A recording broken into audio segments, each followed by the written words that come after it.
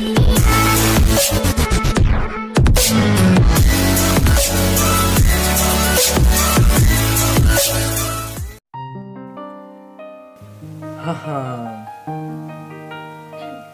it's Mr. Vin Kirby.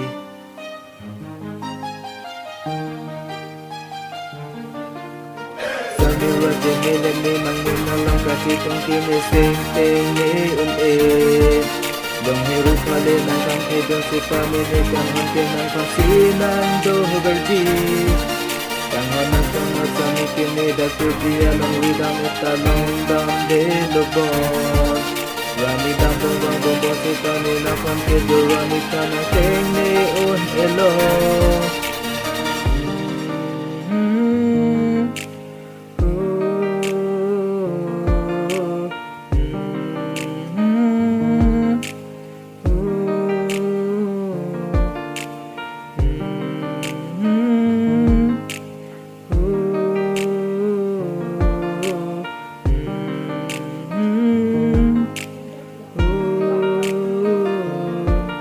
Dengi mahakang honipan Nang sing alo along Pipat simon tiding Pendora doy manon Arisi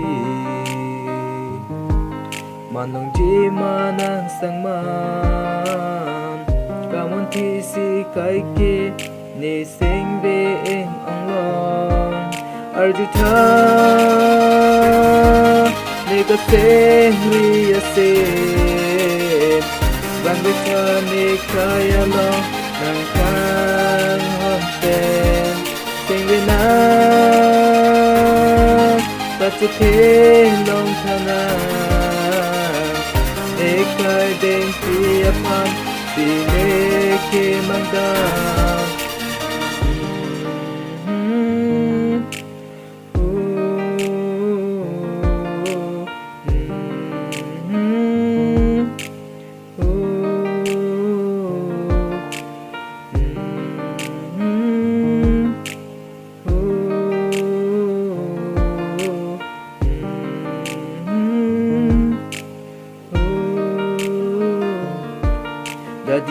Dadita, onit lang mo na ba?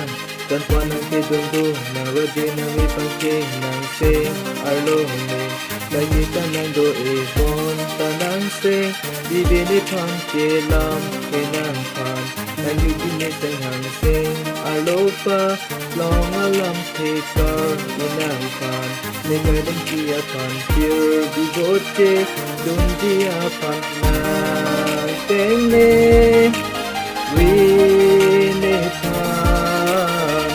Tirgi bote dunra Dan ili Dan ori Non lipan Teo nang lili Tirgi doti